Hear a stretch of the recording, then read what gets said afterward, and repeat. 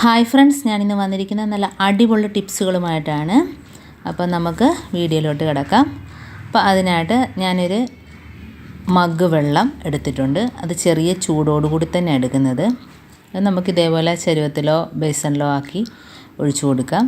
ഇനി അതിനകത്തോട്ട് 1 table spoon അളവിൽ ബേക്കിംഗ് പൗഡർ ഇട്ട് കൊടുക്കാം. അപ്പം ബേക്കിംഗ് പൗഡർ എല്ലാത്തിനും നല്ല ഒരു ഇതാണ്, അണുക്കളൊക്കെ പോകുന്നതിനും വൃത്തിയാകുന്നതിനും. ഇനി അതിനകത്തോട്ട് 1/2 ടീസ്പൂൺ അളവിൽ ഡെറ്റോളും കൂടെ ഒഴിച്ചു കൊടുക്കാം. അത് അണുക്കളൊക്കെ നശിക്കാൻ നല്ല ഒരു മരുന്ന് തന്നെയാണ്. ഇനി നമുക്ക് അതിനകത്തോട്ട് കംഫോർട്ട് ഒഴിച്ചു കൊടുക്കാം. അത് 1 ടീസ്പൂൺ അളവിൽ ഞാൻ ഒഴിച്ചു കൊടുക്കുകയാണ്. അപ്പോൾ നമുക്ക് സോഫ, അതേപോലെ ബെഡ്, കുട്ടികൾ മൂത്രം ഒഴിച്ചാൽ തന്നെ ഇത് ഒന്ന് തുടച്ചെടുത്താൽ മതി, നല്ല വൃത്തിയായി കിട്ടും. അപ്പോൾ നല്ലോണം ഇളക്കി കൊടുക്കുക. ഇത് 3 മാത്രം മതി. നമ്മുടെ അതേപോലെ കട്ടിയുള്ള ചവിട്ടി അതെല്ലാം കഴുകിയെടുക്കുന്നതൊക്കെ വളരെ പ്രയാസമാണ്. അപ്പോൾ ഇതേപോലെ ചെയ്തെടുത്താൽ മതി. നല്ല പൊടിയും അഴുക്കൊക്കെ പോയി നല്ല ക്ലീനായിട്ട് കിട്ടും. ഇനി നമ്മൾ കാസറോളിൻ്റെ അടപ്പോ അതല്ല എങ്കിൽ ഫ്രൈ പാൻ്റെ അടപ്പോ എടുക്കുക. അതിനകത്ത് ഇതേപോലെ ഒരു ടവൽ നനച്ച് കൊടുക്കുക. ആ വെള്ളത്തിനകത്തിട്ടൊന്ന് നനച്ച് കൊടുക്കുക. അപ്പോൾ ചെറിയ ചൂടും കൂടെ ഉള്ളതുകൊണ്ട് പെട്ടെന്ന് തന്നെ ഉണങ്ങി കിട്ടുകയും ചെയ്യും. തുടച്ചെടുക്കുന്ന ഭാഗമൊക്കെ അപ്പം തന്നെ ഉണങ്ങി കിട്ടുകയും ചെയ്യും. പൊടികളെല്ലാം ഇത് വലിച്ചെടുക്കുകയും ചെയ്യും. അപ്പോൾ കാസറോളിൻ്റെ അടപ്പിൽ ഇതേപോലെ ഒന്ന് നല്ലോണം ഒന്ന് പിഴിഞ്ഞതിന് ശേഷം ഒന്നിട്ട് കൊടുക്കുക. ഇപ്പോൾ ഈ ടവലില്ല എങ്കിൽ നമ്മളെ കയ്യിൽ കോട്ടൺ തുണി, കട്ടിക്ക് കോട്ടൺ തുണി ഉണ്ടെങ്കിൽ അതേപോലെ ഇട്ട് കൊടുക്കാവുന്നതാണ്.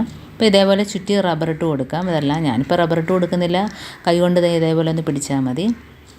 അപ്പോൾ നല്ല ക്ലീനായിട്ട് കിട്ടുന്നുണ്ട്. ഇതേപോലെ ചെയ്തെടുക്കുക. അപ്പോൾ നമുക്ക് വീഡിയോയിൽ നോക്കുമ്പം തന്നെ കാണാൻ കണ്ടോ, തുടച്ചെടുക്കുന്ന ഭാഗമൊക്കെ നല്ല വൃത്തിയായി കിട്ടുന്നുണ്ട്. അതേപോലെ തന്നെ പെട്ടെന്ന് തന്നെ ഉണങ്ങി കിട്ടുന്നുണ്ട്.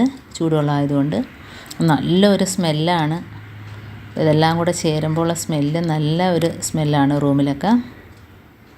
അപ്പോൾ ഇതേപോലെ തന്നെ കുഷ്യൻ പിടിപ്പിച്ച കസേര, അതേപോലെ സോഫ സെറ്റിൻ്റെ കസേര, നമ്മുടെ ഡൈനിങ് ടേബിളിൽ ഇടുന്ന കസേരയിലൊക്കെ കുഷ്യൻ ഉണ്ടെങ്കിൽ ഇതേപോലെ ചെയ്ത് കൊടുക്കാം. അതേപോലെ നല്ല കട്ടിയുള്ള ചവിട്ടി, അതൊക്കെ നമുക്ക് വെള്ളത്തിലിട്ട് കഴുകുന്നതിനൊക്കെ വളരെ പ്രയാസമാണ്. അതൊക്കെ ഇതേപോലെ ഒന്ന് തുടച്ചെടുത്താൽ മതി. ഇതാണ്ട് നല്ല ക്ലീനായിട്ട് കിട്ടും. പൊടിയൊക്കെ ഉണ്ടെങ്കിൽ ഇതിനകത്തോട്ട് അങ്ങ് പറ്റിപ്പിടിക്കും.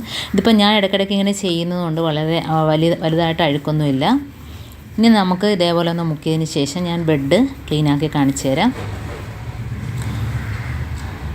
അപ്പോൾ അതും അതേപോലെ അതാണ്ട് ബെഡിൽ ഇപ്പോൾ കുട്ടികളൊക്കെ മൂത്രം ഒഴിച്ചിട്ടുണ്ടെങ്കിൽ തന്നെ ഇതേപോലെ ഒന്ന് ആക്കി കൊടുത്താൽ നല്ല വൃത്തിയായി കിട്ടും. നല്ല സ്മെല്ലും ആയിരിക്കും.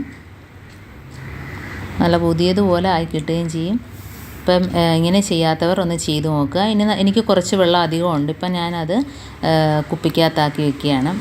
അപ്പോൾ നമുക്ക് ഈ കർട്ടനിലൊക്കെ ചിലന്തിയൊക്കെ ഇങ്ങനെ വല കെട്ടി അതേപോലെ പല്ലിയൊക്കെ വന്നിരിക്കും. അപ്പോൾ അങ്ങനെയുള്ള ഭാഗങ്ങളിലും അതേപോലെ കിച്ചൺ സ്ലാബിലൊക്കെ ഇതേപോലെ ഒന്ന് സ്പ്രേ ചെയ്ത് കൊടുത്താൽ മതി. അപ്പോൾ എന്താണേലും ഈച്ചകളൊക്കെ ഉണ്ടെങ്കിലും പോയി കിട്ടും. അപ്പം നല്ലൊരു സ്മെല്ലും കൂടെ കിട്ടും. അപ്പോൾ ഇതേപോലെ ഒന്ന് സ്പ്രേ ചെയ്ത് കൊടുത്താൽ മതി എല്ലായിടത്തും. അപ്പോൾ എൻ്റെ ഈ ചാനൽ ആദ്യമായിട്ട് കാണുന്നവർ ഒന്ന് സബ്സ്ക്രൈബ് ചെയ്ത് സപ്പോർട്ട് ചെയ്യണേ.